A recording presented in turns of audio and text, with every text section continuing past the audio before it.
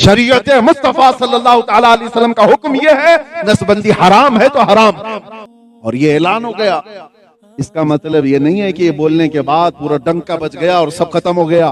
तारीख पढ़ो, जिस प्रेस से ये फतवा छपा था, हुकूमत वक्त के कारिंदों ने वो पूरा प्रेस चला दिया था।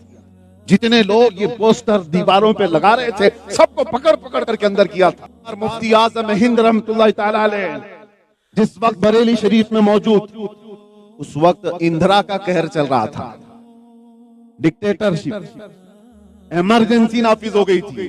हो सकता है हमारी इन बातों को सुनकर के कांग्रेसी लोग नाराज हो जाए, फर्क नहीं पड़ता, वैसी भी डूब रही है।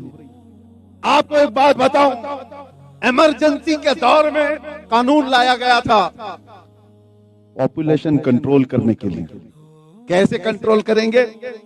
कि नसबंदी को कंपलसरी कर दिया जाए, एक बच्चा हो जाए, दो बच्चा हो जाए तो नसबंदी करा ले। औरतें तो करती हैं, मर्दों की भी कर दे। ये कानून बन के आ रहा था, और इस कानून के लिए आड़ जो थे उनके लिए तो यही था कि मुसलमान इसको नहीं मानेंगे, मुसलमान इसको मानेंगे नहीं, इसलिए कि हमारी शरीयत में इस चीज को हराम करार दिया गया।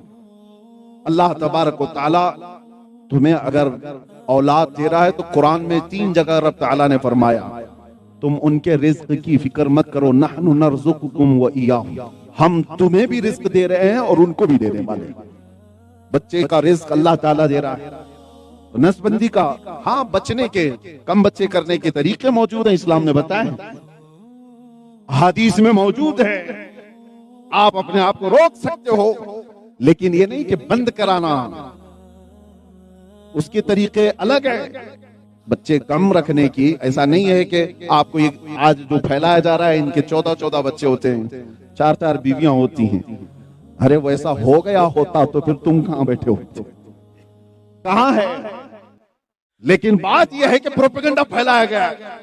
मैं आपसे कह रहा हूं, सरकार मुफ्ती आजम हिंद के जमाने में जब ये बात आई तो इंदिरा का कहर भी था, इमरजेंसी भी थी, ऐसे कि जो हुक्म दिया जाए, बूढ़े हजरात या बड़ी उम्र वाले जानते हैं उस दौर को, डर डर करके सारे जी रहे थे। मुसलमानों की बात थी तो उन्होंने सोचा कि मुसलमानों को समझाने के लिए मौलाना लोग ही सही हैं, और मौलाना लोग बोलेंगे तो सही हो जाएंगे। तो सबसे पहले वो लोग जिस दरबार में गए थे वहां से फतवा लेकर के आए, देवबंद से, तो वहां से तो मिल ही जाएगा। इसलिए कि जो तारीख बता रही है, अब वो मिल भी गया, ऐलान भी हुआ, लेकिन असर किसी पर होता नहीं, इसलिए कि हिंदुस्तानी मुसलमानों पर राज है तो आला हजरत का, बरेली का है। यहां पर हासिल करना बड़ा मुश्किल है। तो फिर यहां कारिंदे भेजे गए, सरकार मुफ्ती आजम हिंद जिस वक्त जलवा बार हो, मेरे अजीज हो, अल्लाह अकबर, सरकार मुफ्ती आजम हिंद की महफिलें ऐसी हैं कि बगैर टोपी कोई मजलिस में बैठता तो आप उसकी तरफ नहीं देखते थे। कि शनाख्त अपनी खो जा रहे हो तुम, जो किसी की परवाह ना करते वो हुकूमत की कहां करते। जब ये बात आई तो मुफ्ती आजम हिंद ने अपनी तरफ से फतवा लिखा कि दूसरी जगह से ये ऐलान हो रहा होगा, कहीं और से तुमने फतवे लिए होंगे, शरीयत मुस्तफा सल्लल्लाहु तआला अलैहि वसल्लम का हुक्म ये है, नसबंदी हराम है तो हराम, और ये ऐलान हो गया। इसका मतलब ये नहीं है कि ये बोलने के बाद पूरा डंका बज गया और सब खत्म हो गया। तारीख पढ़ो, जिस प्रेस से ये फतवा छपा था, हुकूमत वक्त के कारिंदों ने वो पूरा प्रेस चला दिया था। जितने लोग ये पोस्टर दीवारों पे लगा रहे थे, सबको पकड़ पकड़ करके अंदर किया था, लेकिन मुफ्ती आजम हिंद तक हाथ नहीं पहुंचा।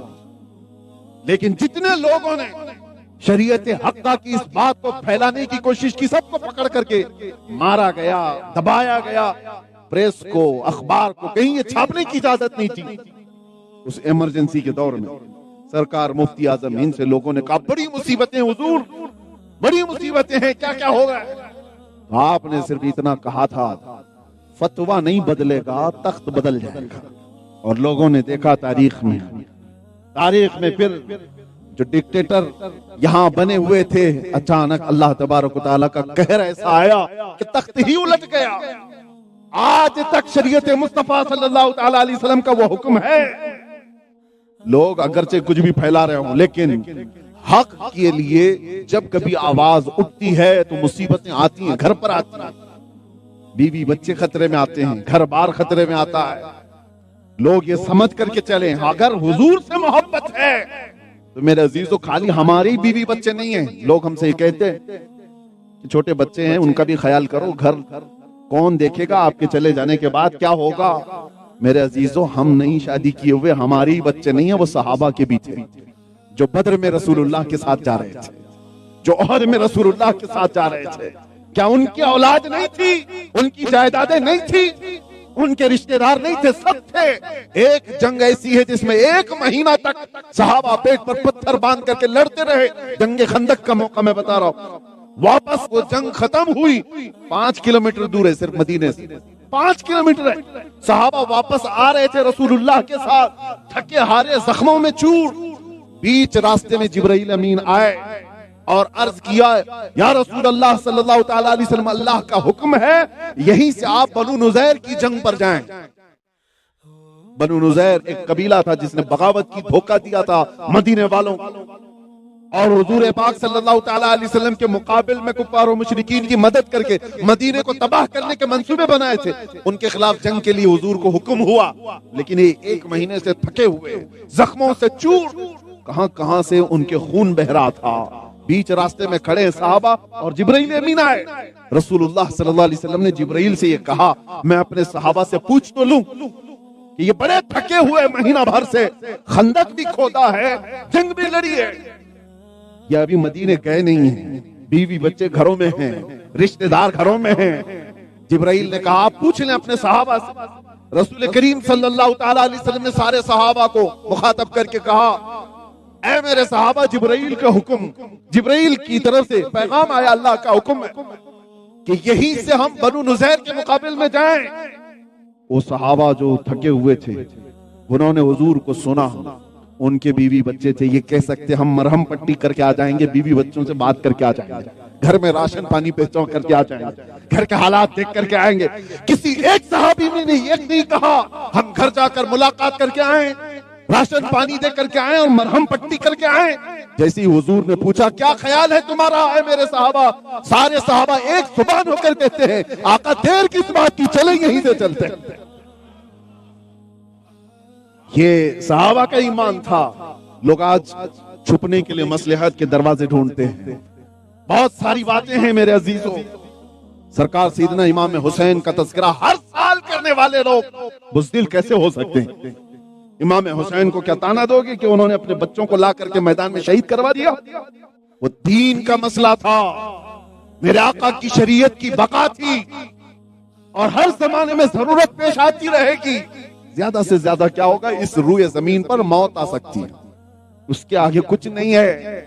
और आशिक रसूल मौत से कभी डरता नहीं है, इसलिए कि मौत उसके लिए हादसा है जिसको जलना है, जलना है, जलना है, जलना है। और मौत उसके लिए हादसा नहीं जिसका यह अकीदा हो, इधर आंख बंद होगी उधर दीदारे मुस्तफा होगा। उसके लिए हादसा नहीं है, ये तोहफा है, ये तोहफा है। इसीलिए तो आशिकों की जमात ने कहा था, मर करके जब कब्र में जाएंगे और मुनकर नकीर उठाकर पूछ रहे होंगे, बता तेरा रब कौन है, तेरा दीन क्या है, हुजूर को दिखाकर पूछेंगे इनके बारे में क्या कहता था। आशिक सादिक ये कहता है, ये सवालात तो सब छोड़ो, अब तो पाए नाज से आए फरिश्तों क्यों उठूं, अरे मर के पहुंचा हूं यहां इस दिलरुबा के वास्ते, मर के पहुंचा हूं यहां इस दिलरुबा के वास्ते। हुजूर को देखने के लिए मुझे मरना पड़ा, मैं कब्र में आया हूं तो नबी को देखने के लिए। अजीजा ने गिरामी वक़ार, फिर खौफ किस बात का, डर किस बात का? इसीलिए हमारे बुजुर्ग ये कहा करते थे, सुन्नियों के जनाजे सज धज कर गए जाते थे। हमने पूछा कि इनको नया कपड़ा सफेद अतर में, इनको खुशबुओं में मुअत्तर, सुर में भी लगाया, फूलों से सजा, ऐसा लगता है दूल्हा बनकर जा रहा है, इसकी कौन सी शादी, मर गया है। लेकिन बुजुर्गों ने कहा नहीं, इसको सजा सवार कर इसलिए भेजा जा रहा है कि आज अपने नबी से मुलाकात के लिए जा रहा है। शबे गोर भी उसी गुल से मुलाकात की रात। मौत का खौफ नहीं, डर हर चीज का निकालो। हाँ, रब तबारक व तआला इरशाद फरमाता है, वलनबलुवन्नकुम बिशैइन मिनल खौफ, हम थोड़ा सा डर दे करके तुम्हें आजमाते हैं। हाँ, दुनिया में कुछ चीजों का डर आता है, ऐसा नहीं है कि बिल्कुल नहीं आएगा, लेकिन रब ताला फरमाता है वो डर भी हमारी तरफ से दिया हुआ है। थोड़ा सा डर हम देते हैं और उसके बाद तुम कुल उसी को ना समझ बैठो। जैसे कुछ कौमें इसलिए गुमराह हुई कि उन्होंने सूरज का कहर देखा तो सूरज को खुदा समझ बैठे कि ये कभी भी आग फेंकता है। आसमान का जलाल देखा, कभी पत्थर बरस गए या कुछ भी हो गया तो आसमान को खुदा समझ बैठे, उनकी इबादतें करने लगे। समंदर की तुग़यानी देखी तो उसकी इबादत करने लग गए, ये बहुत ताकतवर है। वो डर था, उसके बाद इम्तिहान था। डर दे करके रब तबारक व तआला इम्तिहान लेता है। फिरौन का जुल्म देखा लोगों ने, इतना पावरफुल है तो उसकी इबादत करने लग गए। हर जमाने में आज भी होंगे कुछ ऐसी कौमें जिनको अल्लाह ने ताकत और कुव्वत दिया है, पावर दिया है, कुर्सी दिया है, वो पैसा भी उनके पास, कुर्सी भी उनके पास, फिर उसके बाद जुल्म का एक नया खेल रचा जाता है। इस वक्त इम्तिहान होता है। इस जुल्म को देखकर, इनकी ताकत को देखकर कहीं खुदा मत समझ लेना, खुदा मत समझ लेना, इबादत करने पर न लग जाना। अल्लाह फरमाता है हम तुम्हें डर दे करके आजमाते हैं। कितने वो हैं इस दुनियावी डर के बाद भी अल्लाह की इबादत में लगे रहते हैं, और कितने वो हैं जो इनकी तलवे चाटने लग जाते हैं। आज तुम्हारा इम्तिहान होगा, तुम्हारा इम्तिहान होगा। एक चीज पर बाकी रहो, दुनिया ये हमेशा के लिए नहीं है। किसी की कुर्सी हमेशा के लिए नहीं, किसी की नहीं। यहाँ बैठे हुए जितने भी हैं ताकत के नशे में नाचते रहे, लेकिन पता नहीं है। आपने तारीख देखी होगी, इससे पहले के कितने बादशाह हैं उनके नाम किसी को याद भी नहीं। कितनी ऐसी कुर्सियां गुजरी, 5 साल 10 साल 15 साल, अब अखबार के कोने में भी उनका जिक्र नहीं आता। जिन्होंने आतंक मचाया था, जुल्म किया हुआ था। हर जुल्म गुजरता चला जाएगा, हर रात के बाद सवेरा आना है। इसीलिए ये मत समझ बैठना कि जो कुछ चल रहा है इसी के पीछे अभी हमें भागना है। कुछ लोग ये बातें करते हैं, जिसका पावर है उसकी बात करनी चाहिए, जिसका पावर है उसकी बात करनी चाहिए, ताकि हालात खराब ना हो और उनसे हमें कुछ मिलता रहे। जालिमो, तुम्हारा पावर जो दिख रहा है ये सिर्फ और सुबह से लेकर शाम तक की ये सूरज की परछाइयों की तरह का पावर है। अगर तुम ये कहते हो जिसका पावर है उसी से डरना चाहिए, तो मैं ये कहता हूं हर जमाने में पावर मेरे मुस्तफा का, हर जमाने में हुकूमत मेरे मुस्तफा की है। जिसको आला हज़रत फाजिल बरेलवी रज़ी अल्लाह तआला अन्हु ने अपने कलाम में यूं समझाया है, सारे मोमिनीन को खौफ ना रख रजा जरा, तू तो है अब्द मुस्तफा, तेरे लिए अमान है, तेरे लिए अमान है।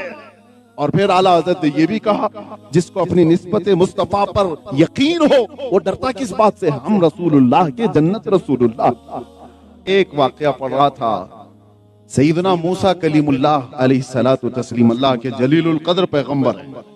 फिरौन के सामने मूसा अलैहिस्सलाम को जाना था तो अल्लाह ताला ने आपको एक मौजज़ा दिया था। मौजज़ा क्या है? आपकी जो लाठी थी, आपकी जो लकड़ी थी, उसको जमीन पर डालते तो सांप बन जाता, अजदा बन जाता, और फिर उसको हाथ में ले लेते तो वापस लकड़ी बन जाता। यह हज़रत मूसा अलैहिस्सलाम का मौजज़ा है, कुरान में इसका जिक्र है। लेकिन मूसा अलैहिस्सलाम उस जलीलुल कद्र पैगंबर को अल्लाह ताला ने डायरेक्ट मौजज़ा फिरौन के सामने डालने का हुक्म नहीं दिया। जाकर के भरे दरबार में तुम डाल दो लकड़ी और ये अज़दा बन जाए, नहीं। फिरौन के पास जाने से पहले रब तबारक व तआला ने एक तजुर्बे से उनको गुजारने के लिए पहले हुक्म दिया कि तुम अपनी लकड़ी जमीन पर डालो। जब कोई था नहीं वहां, जैसी ही लकड़ी जमीन पर उन्होंने डाली वह अज़दा बन गया। अल्लाह ने फरमाया ला तखफ खुज़हा वला तखफ, आप पकड़ लो है मूसा, डरो मत।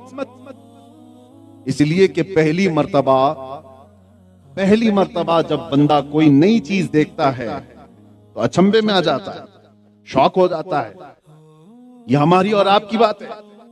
मूसा अलैहिस्सलाम जैसी पहली मर्तबा उस लकड़ी को डालते हैं जमीन पर, आपने देखा अचानक अज़दा बन गया, तो रब का हुक्म हुआ डरो मत, पकड़ो उसको।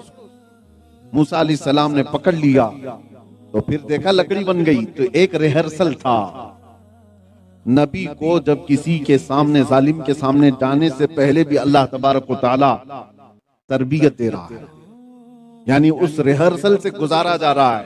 पहले आप जमीन पर खुद डाल करके देखो, फिर पकड़ो। हमने किताबों में पढ़ा कि अल्लाह तबारक व तआला जब किसी से दीन का काम लेना चाहे तो उसको जालिमों के पास जाने से पहले कुछ तरबियतें भी अता करता। सहाबा इकराम की जिंदगी भी, ताबईन और औलिया कामिलीन की जिंदगी भी।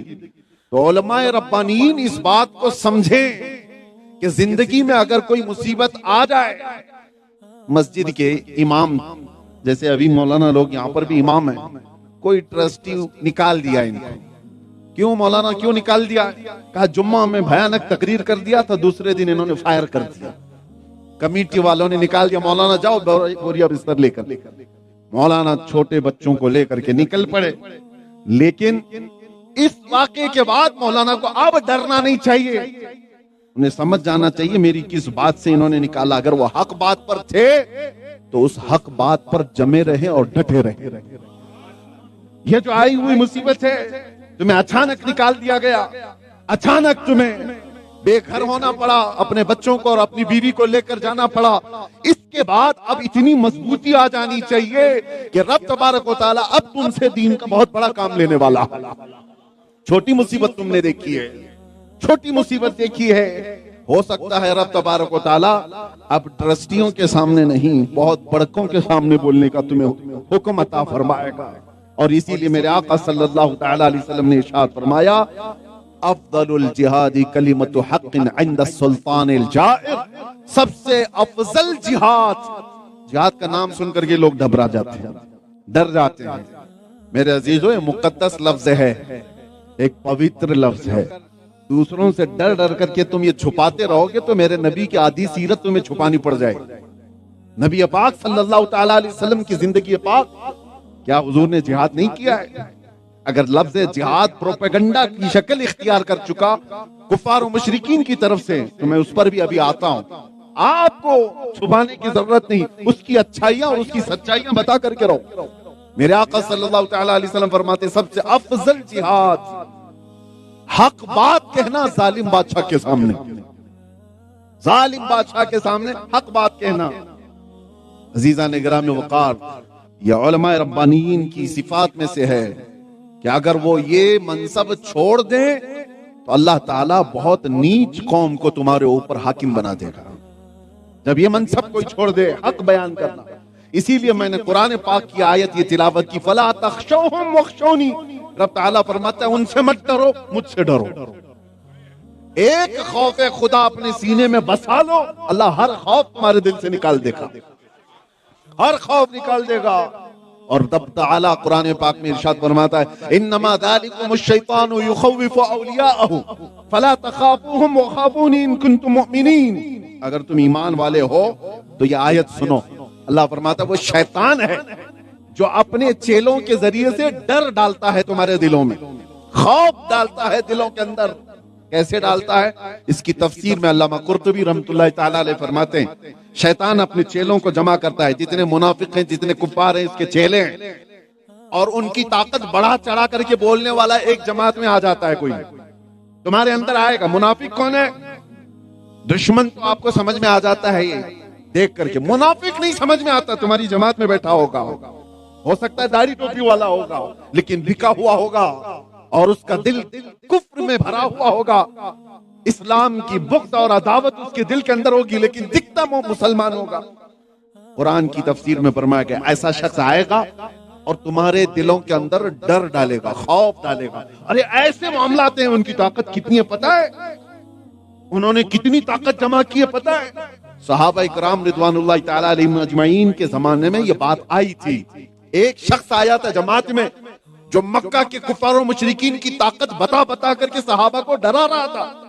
कहां तुम निकले हो बगैर चप्पल के, कहां तुम निकले हो फाका करते हुए? उनकी ताकत देखते हो, उनके पास हथियार, भाले, नेज़े कितने हैं। अल्लाह ने उसके रद में यह आयत उतारी, कुरान में बयान फरमाया, ये शैतान के चेले हैं जो डर सुनाते हैं, तुम उनसे न डरो। अल्लाह फरमाता मुझसे डरो अगर ईमान रखते हो। हर दौर में मेरे अजीजों, हर जमाने में मुसलमान की शान है कि वो सिर्फ अल्लाह से डरता है, अल्लाह का खौफ रखता है, दुनिया का खौफ नहीं, जालिमों का खौफ नहीं। और तभी तुम्हारी जिंदगी में तुम जी सकोगे, वरना चापलूस बनकर के कितने लोग जी रहे हैं। बहुत हैं जिनको चाटुगिरी करने की आदत है, कभी इधर की कभी उधर की, कभी उसका उठाया कभी इसका उठाया, और बाद में जिंदगी ऐसी हो जाती है धोबी का कुत्ता, न घर का न घाट का, इधर का भी नहीं रहा उधर का भी नहीं रहा। हाँ, मुस्तफा करीम के दामन से वाबस्ता रहा, मुसीबतों से टकराता रहा, अगरचे मौत भी आए, करोड़ों कंधे उसके जनाजे के लिए बेकरार हो जाते हैं। अल्लाह दुनिया में ये शान देता है। आप ईमान वाले हो तो रसूलुल्लाह के दामन से वाबस्ता रहो। हुजूर पाक सल्लल्लाहु तआला अलैहि वसल्लम के कदमों को छोड़कर कोई कामयाबी नहीं है। आज लोग बैठ करके मीटिंगें कर रहे हैं, कुछ ऐसे इत्तेहाद की बातें, कुछ ऐसे मसलहतों की बातें, कुछ ऐसी हिकमतों की बातें। आपको मैं बताऊं, आज से तकरीबन 100 साल पहले 1926 और 27 की बात कर रहा हूं, एक खुतबा मैंने पढ़ा, हुज्जतुल इस्लाम अल्लामा हामिद रजा खान रहमतुल्लाह तआला अलैह, आला हजरत के बड़े शहजादे, 1926 या 1927 में दिया हुआ उनका एक खुतबा है।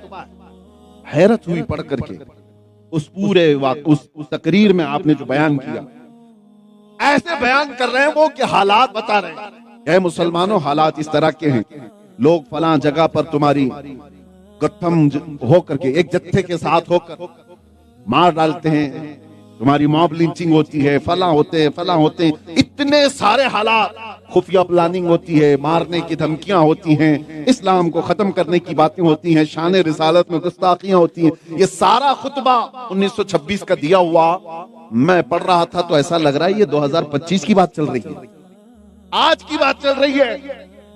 उस वक्त के हालात पर खुतबा दिया हुआ, आज के हालात भी सेम है। तो समझ में ये आया आज के ये हालात नए नहीं, 100 साल पहले भी ऐसे ही थे, 200 साल पहले भी ऐसे ही थे, 400 साल पहले भी ऐसे ही थे, अरे करबला के मैदान में भी ऐसे ही थे, बद्र के मैदान में भी ऐसे ही थे। हालात कभी इससे ज्यादा खराब नहीं हुए और ना इससे ज्यादा अच्छे हुए। हालात मोमिनीन के लिए इसी तरह के चलते रहे। हाँ, लोग आते जाते रहे, जमाने में इंसान बदलते रहे। आज आपको जो डरा रहा होगा, जो खौफ फैला रहा होगा, ताकत तो कुव्वत ऐसी है जो मैं उठाकर डाल दिया जाएगा, खाक में जाए। मुजद्दिद अल्फसानी को अकबर ने 8 साल डाला था, इमाम मूसा काजिम को वक्त के खलीफा ने 7 साल अंदर रखा था, उनका जनाजा जेल से निकला है। इमाम मोहम्मद बिन हसन अस्करी, ये अहले बैत के वो इमाम हैं जिनका नाम लेकर के आज हम खाते हैं। अहले बैत रसूलुल्लाह की वो आल हैं। इमाम मोहम्मद बिन हसन अस्करी 20 साल जेल में गुजार करके आए, बल्कि ऐसी रिवायतें हैं कि उन्होंने सूरज तक नहीं देखा, जितने साल जेल में काटते रहे। ये वो सारी तारीख है। आप क्या समझ रहे हैं ये नया है? नया कुछ नहीं है, सब दस्तूर के मुताबिक वैसा ही चला रहा है। और आगे का इंतजार भी मत करो, हालात बहुत अच्छे हो जाएंगे। अरे तुम्हें गाड़ी चलाना हो तो ट्रैफिक में ही गाड़ी चलाकर सीख सकते हो, इंतजार मत करो रोड खाली होगा गाड़ी चलाऊंगा सीखूंगा।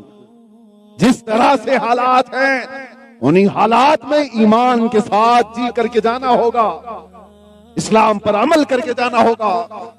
तुम इंतजार किसका कर रहे हो? कोई जमीन से निकल करके हालात अचानक बदल देगा, आसमान से टपक जाएगा। अल्लाह ने कुरान में फरमाया, इन्नल्लाह ला युगय्यिरु मा बिकौमिन हत्ता युगय्यिरु मा बिअनफुसिहिम, बेशक अल्लाह ताला उस वक्त तक किसी कौम की हालत नहीं बदलता जब तक वो कौम खुद अपनी हालत बदलने का फिक्र नहीं करती। आप जब अपने आप को नहीं बदलोगे तो फिर ये आस लगाए बैठे हो। इसलिए मेरे अजीजों, आयत करीमा को समझ करके चलो, खौफ दिल से निकालो, डर दिल से निकालो, ईमान के साथ जियो। लेकिन एक बात याद रखना, मैं हमेशा एक बात कहता हूं, जोश जज्बा जितना भी है तुम्हारा, उसकी लिमिट होनी चाहिए, उसका दायरा होना चाहिए। ये नहीं कि तुम ताकतवर हो तो आतंक मचा दो, दूसरों के ऊपर दहशत फैलाओ, ये भी नहीं है। सबसे बेहतरीन ईमान वो है जब अल्लाह तुम्हें ताकत दे तो कमजोरों की इज्जत करे, कमजोरों की इज्जत करे। किसी जगह तुम मेजोरिटी में हो तो दूसरों को परेशान करना ये इस्लाम की आदत नहीं है। जानते हो सुल्तान सलाहुद्दीन अय्यूबी जिस वक्त बैतुल मुकद्दस फतह किए हुए थे, आम ऐलान किया था, जबकि जब जब यहूदियों ने बैतुल मुकद्दस पर पहले हमले किए या ईसाइयों ने हमले किए, यहूदियों की और ईसाइयों की लड़ाइयां चलती रही हैं। पूरे फिलिस्तीन में खून की नदियां बहा दी थी उन्होंने। घोड़े दौड़ते थे तो घोड़े के टाप खून से भर जाते थे। हर वक्त जंगों में बैतुल मुकद्दस की कभी यहूदियों के कब्जे में रहा, कभी ईसाइयों के कब्जे में। तारीख है, आप पढ़ करके देखना। और जब जिस कौम के पास आया, मगलूब कौम को उसने मार करके कत्ल करके, आपको पता है एक बादशाह ने 12,000 बच्चों को कत्ल कर दिया। लेकिन जिस दिन सलाहुद्दीन अय्यूबी आए, जोहर की पहली अजान हुई थी, आम ऐलान किया था जो फिलिस्तीन में यहूदी और ईसाई हैं वो खिराज के साथ रहना चाहे तो उन्हें अमान दिया जाएगा, और जो जाना चाहे, जो लेकर जाना चाहे लेकर के भी जा सकता है। ये हमारी लिखी हुई तारीख नहीं, अंग्रेजों ने तारीख लिखी है। अंग्रेजों ने तारीख लिखी है। पहला जर्नेल हमने देखा था इस्लाम का जिसने मगलूब कौम को खुले दिल से माफ कर दिया था, जिन्होंने उनके खिलाफ कई सालों तक जंगें लड़ी। इस हिंदुस्तान की बात मैं आपको बताऊं, मोहम्मद बिन कासिम 19 साल का जवान आया था और परचम इस्लाम लहराया था। ताकत और गलबा जब उसको हासिल हुआ था तो मोहम्मद बिन कासिम ने यहाँ के मौजूद किसी एक भी शख्स को या किसी भी गरीब को सताया हो तो हमें तारीख ला करके बताएं। एक पंडित हैं इलाहाबाद के, उन्होंने तारीख लिखी है, कहा मोहम्मद बिन कासिम जैसा जर्नल हिंदुस्तान में हमने आया हुआ देखा ही नहीं, जिसने अमन का पैगाम फैलाया था। ये वो लोग हैं जो खालिस अल्लाह के लिए जीते थे और लोगों से नहीं डरते थे, ताकत और कुव्वत से नहीं डरते थे। आपसे मैं ये बात कह रहा हूं, दो चीजें, एक डर किसी से नहीं हो। सरकार हाफिज मिल्लत रहमतुल्लाह ताला अलैह का एक कौल मेरे वालिद गिरामी रहमतुल्लाह ताला अलैह सुनाया करते थे, दो चीजों पर जिंदगी भर अमल करना, किसी जालिम से डरना नहीं, किसी कमजोर पे जुल्म करना नहीं। किसी बड़े से डरना नहीं, कभी मत डरो, लेकिन अपने छोटे से छोटे पर कभी जुल्म करना नहीं। ये बात याद रखो, अगर तुमने अपने से कमतर पर जुल्म किया तो तुमसे बड़ा जालिम अल्लाह तुम्हारे सर पर बिठाएगा। दोनों चीजों को बैलेंस करके चलो। हम डरते किसी से नहीं है, खौफ नहीं रखते, लेकिन साथ में ये भी कहो किसी कमजोर पर हम जुल्म नहीं करते। कभी हमारे मुआशरे में ऐसा ना हो जैसे कुत्ते आज झुंड में आकर किसी को पकड़कर मॉब लिंचिंग करते हैं और फिर उसको नारे लगाने के लिए कहते हैं हमारे खुदा के नारे लगाओ, हमारे देवी देवताओं को पुकारो। ये दीन इस्लाम का माहौल नहीं है। ला इकराह फिद्दीन, दीन में कोई जबरदस्ती नहीं। कहीं पर हमने तलवार उठाकर किसी को इस्लाम लाने पर मजबूर नहीं किया है। ये दोनों का बैलेंस रख करके हमें चलना है। पहली बात पर मैं चलता हूं, दो चीजें मैंने बताया, किसी जालिम से खौफ करना नहीं, किसी कमजोर पर जुल्म करना नहीं। दो चीजें कुरान की आयत ये है, अल्लाह ताला फरमाता फला तख्शौहुम वख्शौनी, उनसे डरो मत, मुझसे डरो। उनसे मत डरो, मुझसे डरो। मैं सोचता हूं कि हालात ऐसे आते हैं ना खौफे खुदा के बाद, सिर्फ तुम बात करोगे अभी मैं सिर्फ अल्लाह से डरता हूं और रसूलुल्लाह से मोहब्बत करता हूं, ये कहने में आसान है। अभी जुमले सब लोग हाथ उठा उठा करके कहेंगे, नारे लगा लगा करके कहेंगे, लेकिन मेरे आका सल्लल्लाहु अलैहि वसल्लम ने फरमाया जिस दिन तुम ये बात कहोगे, जिस दिन तुम ये बात कहोगे उसके फौरन बाद मुसीबतें ऐसे आती हैं जैसे पहाड़ से पानी उतरता है। इतनी तेज मुसीबतें आएंगी तुम्हें आजमाने के लिए। बाकी हलवा पराठा खा करके आराम करना है तो कुछ मत बोलो, इसकी भी हाँ उसकी भी हाँ, जिंदगी वैसी जीते रहोगे, गुजारते रहो। हक बात कहना हो तो मुसीबतों का सामना करने के लिए तैयार रहो। मेरे आका सल्लल्लाहु तआला अलैहि वसल्लम ने एक सहाबी से कहा था, सहाबी ने आकर कहा वल्लाही इन्नी ला उहिब्बका या रसूल अल्लाह, कसम खुदा की है अल्लाह के नबी मैं आपसे बहुत मोहब्बत करता हूँ। हुजूर ने फरमाया उन्जुर माज़ा तक़ूल, सोच ले क्या बोल रहा है। उन्होंने 3 बार यही जुमला कहा, तब मेरे आका ने फरमाया अगर तू अपनी बात में सच्चा है तो इंतजार कर, मुसीबतें ऐसे आएंगी जैसे सैलाब आता है, सैलाब आता है। ऐ मोमिनीन की जमात में रहने वालों, आप क्या समझते हो हमारे तकरीर करने से हालात बिगड़ जाते हैं, हमारे बयान करने से हालात बिगड़ जाते हैं। कुछ मुसलमानों में ये भी बातें हैं, अरे वो मुफ्ती साहब को बुलाओगे तो सब हालात बिगड़ जाएंगे। हक बात कहने पर हालात बिगड़ते हैं। बुज़दिलों की जमात में रहना छोड़ दो। मैं जिस इलाके से वाबस्ता हूं, मैं कर्नाटक का रहने वाला हूं। कर्नाटक का पहले नाम मैसूर था, और मैसूर के एक शेर का नाम सुना होगा, टीपू सुल्तान। और उन्होंने एक बहुत प्यारा नारा दिया था, गीदड़ की 100 साला जिंदगी से शेर की एक दिन की जिंदगी बेहतर है। डर जो है दो तरीके का होता है, डर जो है दो तरीके का होता है। एक है उस्ताद से भी डर लगता है और एक कुत्ते से भी डर लगता है। दोनों डर में जमीन आसमान का फर्क है। कुत्ते से जो डर है वो काट लेने का डर है, उस्ताद से जो डर है वो अजमत का डर है, वो इज्जत का डर है। अब मैं आपको बताऊं, दुनिया को जो लोग ये कहते हैं ना मुसलमानों से डराया जाता है, तो उन जमातों से जो डराया जाता है जो आतंक फैलाती हैं, वो कुत्ते वाला डर है। और सुन्नियों से जो लोगों को डर लगता है वो अजमत वाला डर है। क्यों? इसलिए कि सुन्नियों के पास खुफिया प्लानिंग नहीं है, सीक्रेट मीटिंगें नहीं है। अरे हम तो बिखरे हुए लोग, यहाँ तो जमा नहीं होते, मस्जिद के चार सदर हो जाते हैं और सब लड़ते रहते हैं। हमारी जमात में बिखराव बहुत है, हमें सब पता है, ये कहीं पर जमा नहीं होते। लेकिन एक नाम मेरे मुस्तफा का जब आ जाए, कैसी भी दुश्मनी हो, पुकारता है तो हर कोई पुकारता है लब्बैक या रसूल अल्लाह। ये ताकत और कुव्वत दुनिया को पता है। ये बिखरे हुए जरूर है, इनके यहाँ प्लानिंग नहीं है, इनके यहाँ मंसूबे नहीं, इनका कोई लीडर नहीं, इनका कोई कायद नहीं, इनके पास पैसे भी नहीं। अरे अंदर चले जाएं तो छुड़ाने के लिए कोई आने वाला भी नहीं।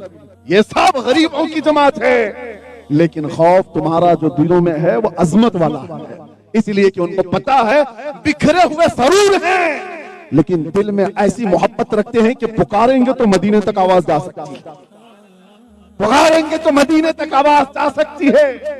ये डर है। इसी को इकबाल ने 100 साल पहले कहा था, अंग्रेजों की जुबानी। अंग्रेज क्या कहते थे सुन्नियों को देखकर? ये फाका कश मौत से डरता नहीं जरा, रूहे मोहम्मदी इसके बदन से निकाल, इसके बगैर कुछ नहीं होगा।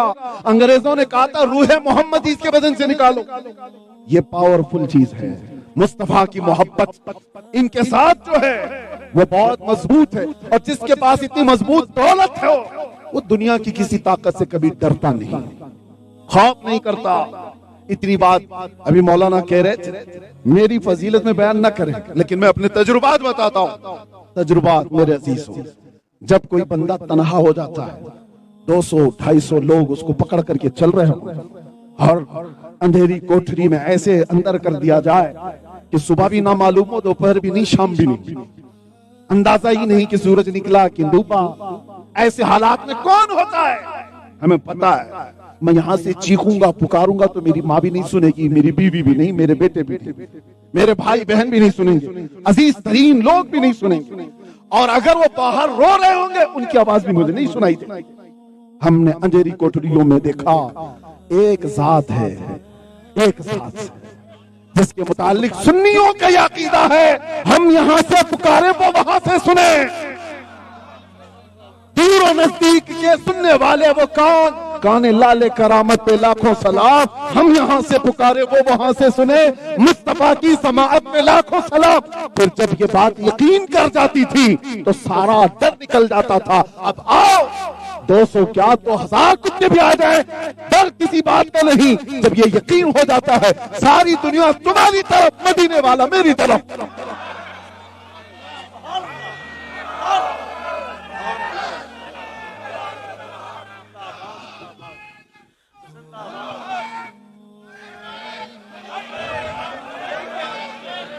और एक बात मैं पूछता हूं जुन्नर वालों, तवज्जो के साथ, ईमान के साथ जवाब दो। ईमान के साथ तुम्हारा यह अकीदा है या नहीं कि अल्लाह का रसूल आमिना का लाल हमारे साथ है?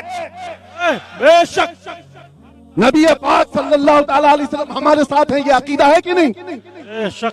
जब इतना बड़ा अकीदा रखते हो तो फिर उनके सामने कौन सा कीड़ा मकोड़ा है? बात है, वाह, कौन सा कीड़ा मकोड़ा है? मेरे अजीजों, वो सहाबा का ईमान लेकर के आओ। हम मैदान उहद में एक खातून दौड़ती हुई आई थी, एक खातून दौड़ती हुई आई थी जिसके 4 रिश्तेदार मर गए थे, शहीद हो गए थे, भाई भी, बेटा भी, बाप भी, शोहर भी। लेकिन उस खातून ने वो चारों रिश्तेदारों को नहीं देखा। मदीने वालों से पूछने लगी, अमीना के लाल कैसे हैं, रसूलुल्लाह कैसे हैं? लोगों ने कहा वो सलामत है। तो उन्होंने कहा, वो खातून ने, अरुणी मुझे दिखाओ पहले, मैं नबी पाक को देखना चाहती हूँ। जिसके घर में मैयत हो, बेटा भी शहीद हो गया वो जंग में, भाई भी, एक औरत के 4 रिश्तेदार बड़े अहम होते हैं, शोहर भी, बेटा भी, भाई भी, बाप भी, और वो औरत कहती है मैं रसूलुल्लाह को देखना चाहती हूँ।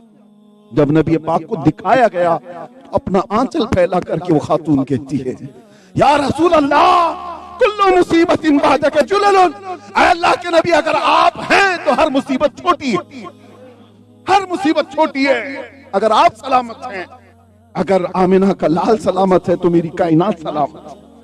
आपसे मैं ये कहता हूं, नबी पाक की इज्जत अगर सलामत है, हमारी इज्जतें बाकी रहेंगी, और अगर हुजूर की इज्जत पर फर्क आएगा, हम अपनी इज्जत बना के करेंगे क्या?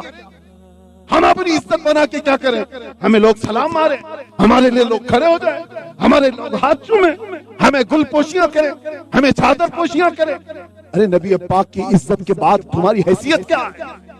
अल्लाह करीम जिसकी इज्जत में इतनी बुलंदियां की हैं, वरफ़अना लका ज़िक्रक कहा, उस नबी पाक की इज्जत पर अगर तुम सीरियस नहीं रहे तो इंतजार करना। इमाम गजाली का एक कौल है, आपने फरमाया जब उम्मत नबी पाक की इज्जत के लिए सीरियस ना हो, हसास ना हो, तो वो इंतजार करे, चंद दिनों के बाद उन पर एक जमाना ऐसा आएगा, उनकी बीवियां और उनकी माएं, उनकी बहनें बाजारों में नीलाम की जाएंगी, ये कुछ नहीं कर सकेंगे, ये कुछ नहीं कर सकेंगे।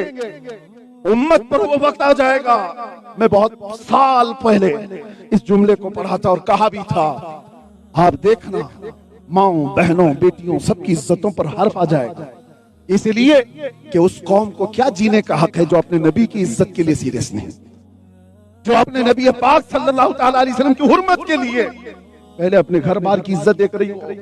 मेरे अजीजों, सहाबा जो पकड़े गए थे मुशरिकीन के हाथों में, उसमें एक सहाबी हैं खुबैब इब्न अदी, उनके नाखूनों को पकड़ से खींचा था मक्का वाला, नाखूनों को पकड़ से खींचते थे और मारते थे, हर बच्चा खड़ा होकर पत्थर मारता था, और उनके कान काटे गए, उनके होंठ काटे गए, नाक भी काटी गई, उनकी आंखों में सलाइयां फिरी।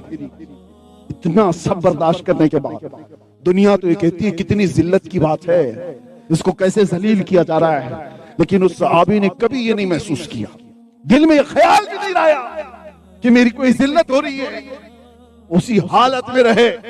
लोगों ने सिर्फ इतना कहा था, तुम्हारी जगह अगर मोहम्मद होते तो क्या ही अच्छा होता। सब कट जाने के बाद भी तड़प कर कहा था उस सहाबी ने, कसम खुदा की अभी मेरे जिस्मों को और काट लो, बर्दाश्त है, मेरे नबी के तलवों में कांटा भी चुभे मुझे गवारा नहीं।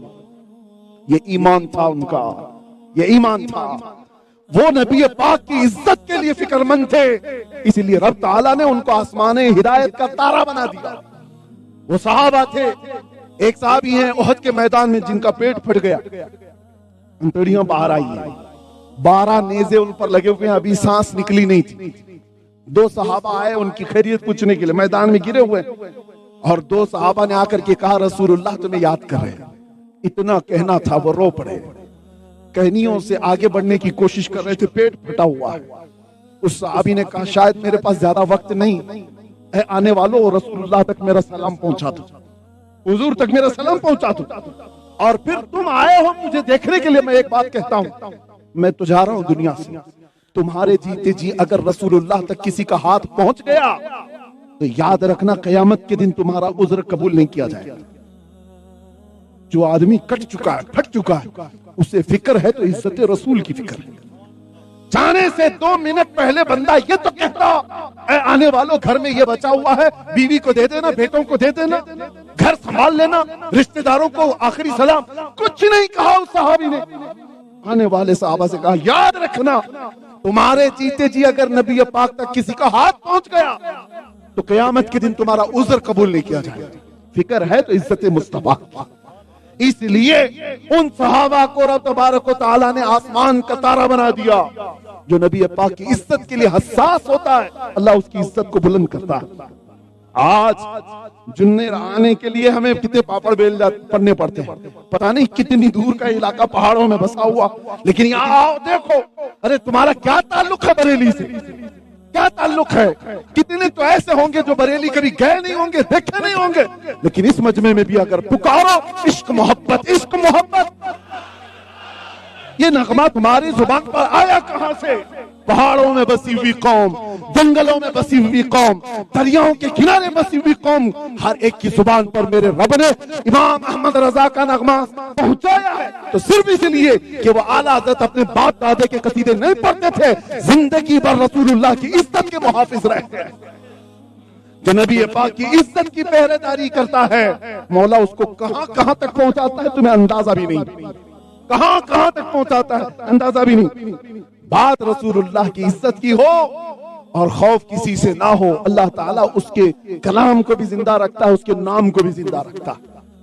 कुर्सियां कितनी आई और चली गई, मेरे अजीजों कुछ नाम बाकी रह गए। आज 800 सदियों से, 800 सालों से गरीब नवाज की हुकूमत चल रही है कि नहीं चल रही? हर आने वाला बच्चा गरीब नवाज की हुकूमत को अपने दिलों पर महसूस करता है। क्यों? वो जालिमों से दब करके रहने वाले लोगों में से नहीं थे। अरे उनका क्या नहीं किया गया? हाँ, उनको दरख्त के नीचे बैठने नहीं दिया गया, पानी बंद कर दिया गया और उठ करके जाने पर मजबूर कर दिया गया। ताकतवर लोग थे, जादूगर लोग थे, बादशाहों की फौज थी, सब जेर हो गए, इसलिए कि कुरान की आयत पर गरीब नवाज ने अमल किया था, फला तख्शौहुम वख्शौनी, उनसे मत डरो मुझसे डरो। आपको पता है शादी देव एक बहुत बड़ा पंडित था, और उस जमाने में शादी देव, उससे पहले उसका नाम दूसरा था, रामदेव, ये वाला नहीं है, बहुत पहले की बात कर रहा हूं। सरकार गरीब नवाज एक अंक वाले की बात नहीं कर रहा, सरकार गरीब नवाज के दौर में उस वक्त मौजूद सारे लोगों ने बड़े साहब के पास जाकर के कहा कि ये फकीर आया है, दुर्वेश आया है, और पूरे अजमेर का माहौल ऐसा हो गया वैसा हो गया। उसके पास 500 लोग ऐसे थे जो तरबियत में थे, सबको बुलाया और कहा मैं एक मंत्र दूंगा और वो मंत्र पढ़ोगे तो वो सारी ताकत भस्म हो जाएगी। वो जो आया है दुर्वेश, वो दुर्वेश जो आया है, जो फकीर आया, उसकी ताकत तो कौन भस्म हो जाएगी। 500 लोगों को लेकर के आया, और ये बात सरकार गरीब नवाज के खादिम ने आकर के कहा कि हुजूर उस वक्त आप अन्ना सागर के करीब एक खीमे में इबादत में मसरूफ, खादिम ने आकर के कहा बहुत बड़ी फौज आ गई है, और वो मारने तोड़ने की बात नहीं कर रहे हैं, उन्होंने पैगाम ये पहुंचाया है कि तुम्हारे पीर साहब को, तुम्हारे बुजुर्ग को, तुम्हारे फकीर को कहो कि जिस वक्त हमारे साहब आएंगे 500 लोगों को लेकर, आकर के सिर्फ सामना कर ले, सिर्फ सामना कर ले, क्योंकि उनको यकीन था जादू का दौर दौरा था उस जमाने, शहर का दौर दौरा था। तो गरीब नवाज ने कहा कोई बात नहीं, आने दो। जब आए तो सरकार गरीब नवाज की खद्दाम जो है वो डरे हुए थे कि हुजूर पता नहीं कौन सी मार पड़ जाए, कौन से शहर। अभी तो देखो ये मुसलमानों का कैसा अकीदा हो गया, छोटी छोटी बातों पर किसी ने कराया होगा, किसी ने कराया होगा, सारी दुनिया तुमको कराने पे पड़ी हुई, हर जादू वाला तुम्हारे पीछे पड़ा हुआ है, बेनमाजी घरों में बैठे हुए और जादू से डरे हुए। जितने आमाल तुम्हारे बुरे हैं उतने तो जादू असर भी नहीं करेगा, उससे जादू का उससे ज्यादा क्या डेंजर असर होगा। अरे तौबा करो, अपने अमाल से बाज आओ, हर जादू क्या असर करे। वो गरीब नवाज का जमाना देखो, जादूगरों की बड़ी जमात आई है, तब भी डर नहीं, खौफ नहीं, मुझे रब का खौफ है, अल्लाह का डर। अपने खुदाम के डर को देख करके कहा कुछ नहीं करना। कहा हुजूर वो तुम मंत्र पढ़ रहे हैं जादू के, हम क्या करें? कहा तुम ला इलाहा इल्लल्लाह पढ़ो, बस इतना पढ़ो। कहा ठीक है। उस झोपड़ी से, उस खीमे से आने का वक्त है, और उधर बड़े पुजारी ने सारे अपने चेलों को लेकर मैदान में जमा किया, और उसके बाद बुलाया, बुलाओ तुम्हारे दुर्वेश। वो सारे खड़े थे, सुनिए तवज्जो, सारे खड़े थे, और बड़े साहब ने मंत्र पढ़ने का हुक्म दे दिया, सारे मंत्र शुरू कर दो। अभी मंत्र शुरू नहीं हुए थे, गरीब नवाज अपने खीमे से बाहर आए, अल्लाहू अकबर, चेहरे में जमाले मुस्तफा, पेशानी से निकलने वाला वो नूर जिसे देखकर हर कोई आंखें झपकाना भूल जाए। वो जैसे ही अपने खीमे से आए तो साहिब ने कहा अपने चेलों को मंत्र पढ़ना शुरू कर दो, तो सारे मैदान में खड़े पढ़ना शुरू कर दिए, मगर उसका मंत्र नहीं, हर एक की जुबान पर ला इलाहा इल्लल्लाह, ला इलाहा इल्लल्लाह, नारे रिसालत, ख्वाजा का हिंदुस्तान, ख्वाजा का हिंदुस्तान, खलीफा हुजूर ताजुश शरिया फैजान हुजूर सरकार रब्बानी।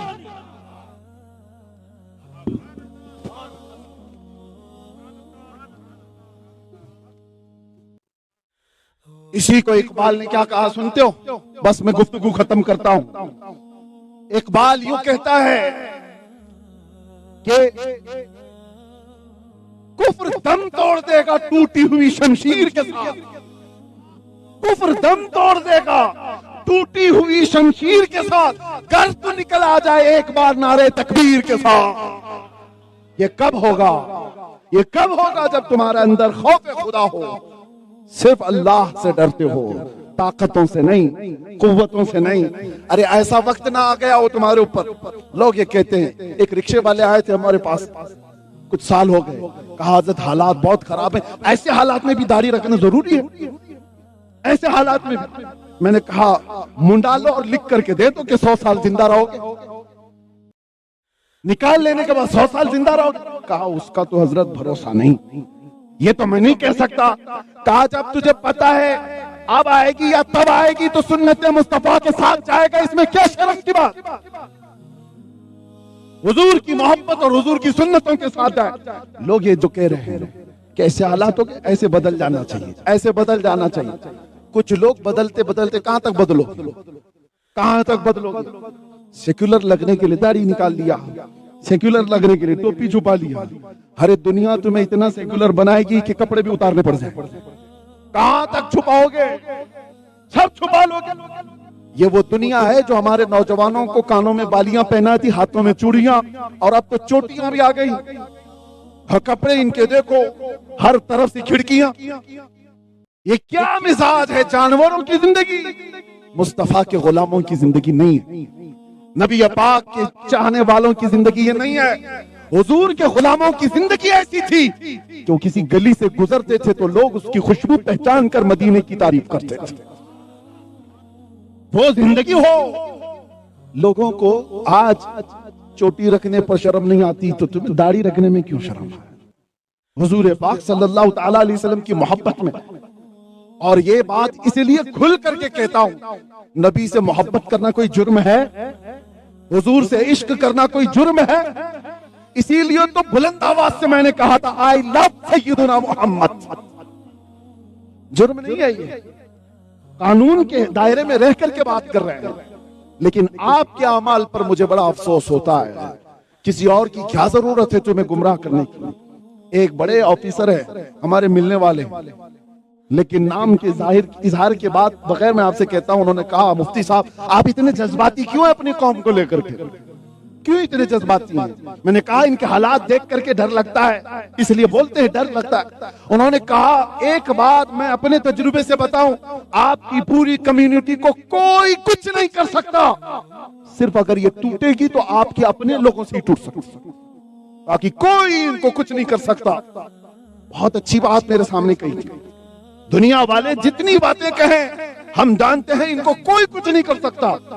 आपकी खुद की कौम जब तक अपने आपस में नहीं तोड़ेगी कोई नहीं तोड़ सकता। और ये कुरान की बात है। अल्लाह ने फरमाया वलन यजअलल्लाहु लिलकाफिरीना अलल मुमिनीना सबीला।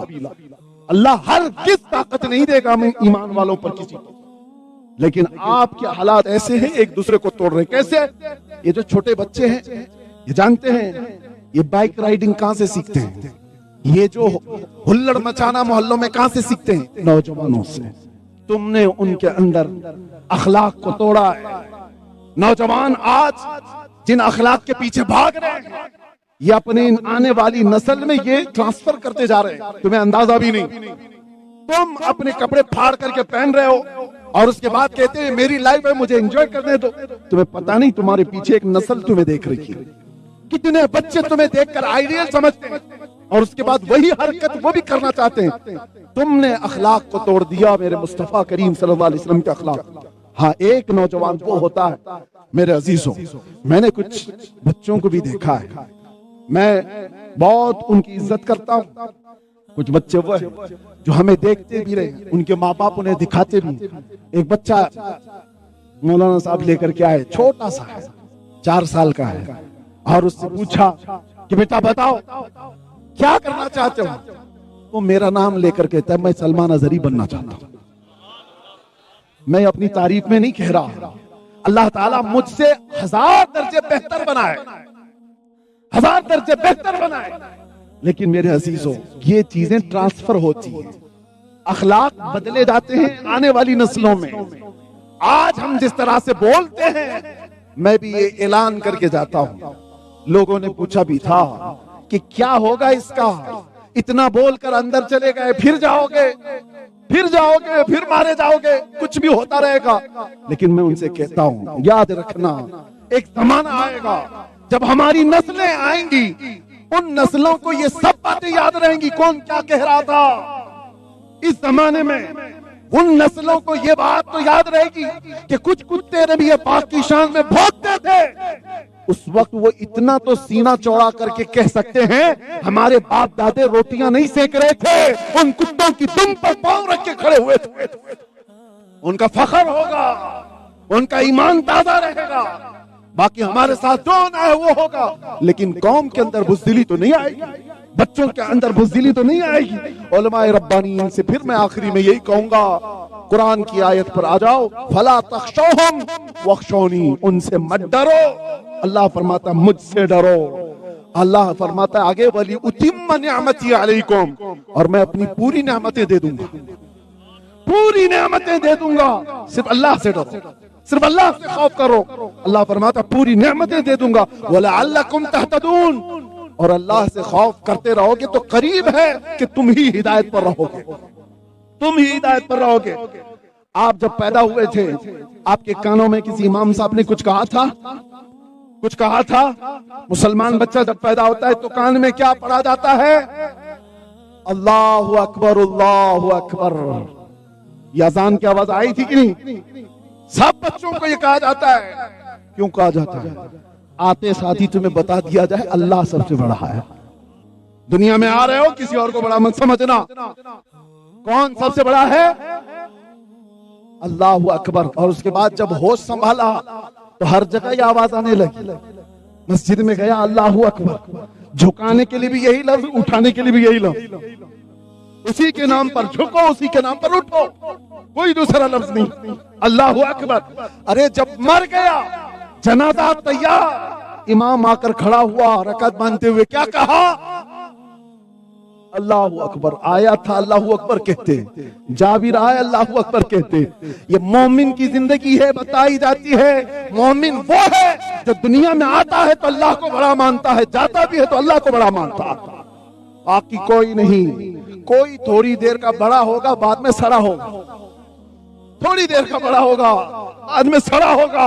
हमेशा का बड़ा सिर्फ अल्लाह रब्बुल इज्जत है, वो हय और कय्यूम है। इसी बात पर मैं अपनी गुफ्तगू को खत्म करते हुए आपसे इतनी बात कहूंगा, आ जाओ मेरे मुस्तफा के कदमों में, जहां से ईमान दिया गया, जहां से खौफ निकाला गया, दिलों के अंदर मजबूती भरी गई। सहाबा फाके में थे, एक खजूर पर 10 लोग रहते थे, लेकिन चलते थे तो कैसर और किसरा भी कांपते थे, इसलिए कि उनके सीनों में मेरे आका ने खौफ खुदा भर दिया था, अल्लाह का डर भर दिया था। आज आओ अपने दिलों से सब डर निकालो, अल्लाह का डर। अल्लाह मुझे तन्हाई में भी देख रहा है, मजमे में भी देख रहा है, मस्जिद में भी देख रहा है, बाजार में भी देख रहा है। मेरी आंखें जो खयानत कर रही हैं अल्लाह उसको भी देख रहा है, मेरे दिल के अंदर जो वसवसे गुजर रहे हैं अल्लाह उसको भी देख रहा है।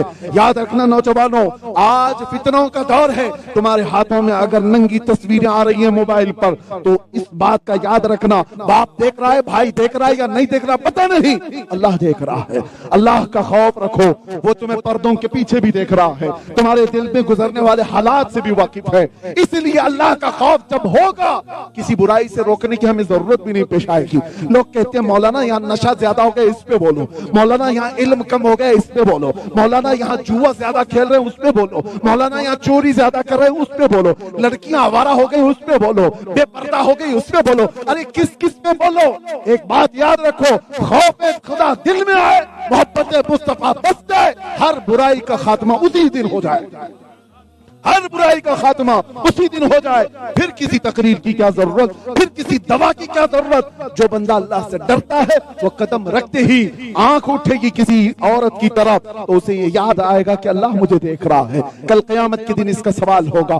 किसी का 1 रुपया ले रहा होगा, उसे याद होना चाहिए अल्लाह मुझे देख रहा है। और क़यामत के दिन मुझसे इसकी पूछ होगी। एक बालिश्त जमीन भी किसी की हड़प लिया, हदीस पाक में 7 जमीनों का तौक बनाकर उसे गले में डाल दिया जाएगा। जिसने सूद का 1 लुकमा खाया, मेरे आका ने फरमाया वो काबा शरीफ के सामने अपनी माँ से जिना करने के बराबर है। ये सारा खौफ खुदा तुम्हें दिला रहा हूं। शराब की 1 घूंट पीता है आदमी तो क़यामत के दिन मुजरिमों का पीप गर्म करके उसको पिलाया जाएगा। गाने सुनने वाले को फरिश्ते सीसा पिघला कर कानों में डाल रहे होंगे। ये आखिरत का खौफ, अल्लाह की पकड़ का खौफ, अल्लाह के सामने हाजिर होने का खौफ हो, हर बुराई का खात्मा होगा। और साथ में खौफ खुदा के साथ जब मोहब्बत मुस्तफा बसता है, मेरे अजीजों उसके हर चलने फिरने में वो ये ख्याल करता है मेरे नबी कैसे चलते थे, मेरे आका कैसे बैठते थे। आज जान कोई आकर पूछता भी नहीं, मौलाना बताओ तो सही मेरे आका ने शादी कैसे की थी, मेरे आका ने अपने बच्चों का अकीका कैसे किया था, हुजूर के जमाने में मंगनी हुई थी, वलीमा हुआ था, ये भी मुझे बताओ। नहीं, ये तो तलाक इद्दत के ही मसले पूछ रहे हैं। ये तो यही मसले। नबी से मोहब्बत करने वाला एक इमाम ऐसा है, एक इमाम ऐसे हैं। मैं आपको बताऊं, तरबूज कलिंगड़ बोलते ना, जिंदगी भर उनको पसंद था और उन्होंने ये सुना भी था कि रसूलुल्लाह ने तरबूज खाया है, हुजूर पाक ने तरबूज खाया है। वो इमाम बहुत बड़े इमाम, उनको भी ये सुन्नत पर अमल करना था, उनको पसंद भी था, लेकिन जिंदगी भर खा नहीं सके, खाए नहीं, किसी बीमारी की वजह से नहीं। उम्र के आखिरी हिस्से में मुरीदीन ने उनसे पूछा, आपको पता है ये नबी पाक ने खाया भी है, सुन्नत है और आपको पसंद है, खाते क्यों नहीं? वो इमाम कहते हैं मैं इंतजार में हूं, कोई ऐसी हदीस लाकर मुझे बताए कि हुजूर ने कितने टुकड़े करके खाए थे ताकि मैं वैसे खाऊं। खाना तो है मगर नबी के तरीके से खाना है। खौफ खुदा और मोहब्बत मुस्तफा में बंदा ऐसा बनता है। इसीलिए इकबाल कहता है सारी बुराइयों का खात्मा, सारी बीमारियों का इलाज एक। लब्बैक या रसूल अल्लाह, लब्बैक या रसूल अल्लाह।